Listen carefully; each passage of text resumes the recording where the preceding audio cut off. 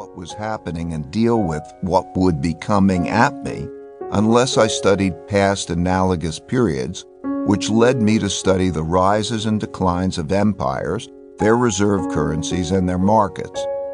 In other words, to develop an understanding of what is happening now and might happen over the next few years, I needed to study the mechanics behind similar cases in history, such as the 1930 to 45 period, the rise and fall of the Dutch and British empires, the rise and fall of Chinese dynasties, and others.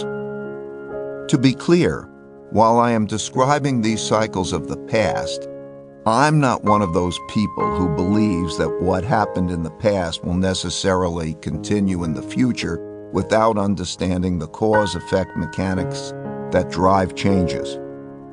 My objective, above all else, is to have you join me in looking at the cause-effect relationships and then to use that understanding to explore what might be coming at us and agree on principles to handle it in the best possible way.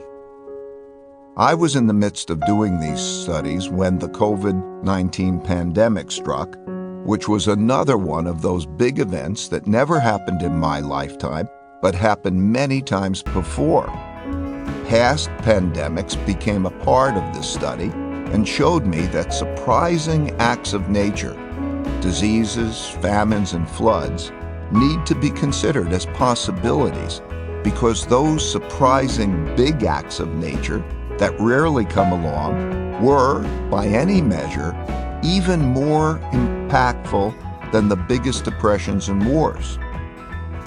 As I studied history, I saw that it typically transpires through relatively well-defined life cycles, like those of organisms that evolve as each generation transitions to the next.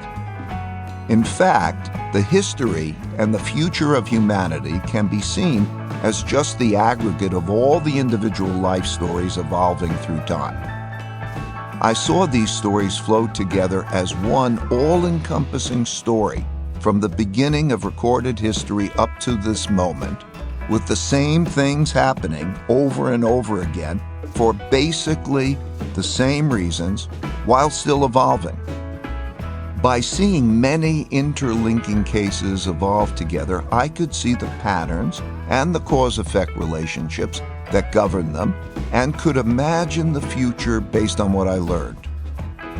These events happened many times throughout history and were parts of a cycle of rises and declines of empires and most aspects of empires. For example, their education levels, their levels of productivity, their levels of trade with other countries, their militaries, their currencies, and other markets, and so on. Each of these aspects, or powers, transpired in cycles, and they were all interrelated.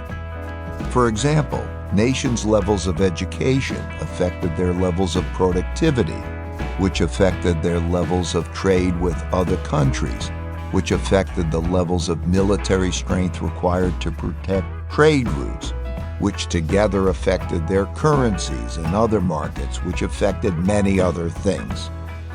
Their movements together made up the economic and political cycles that occurred over many years. For example, a very successful empire or dynasty could have its cycle last 200 or 300 years. All the empires and dynasties I studied rose and declined in a classic big cycle that has clear markers that allow us to see where we are in it.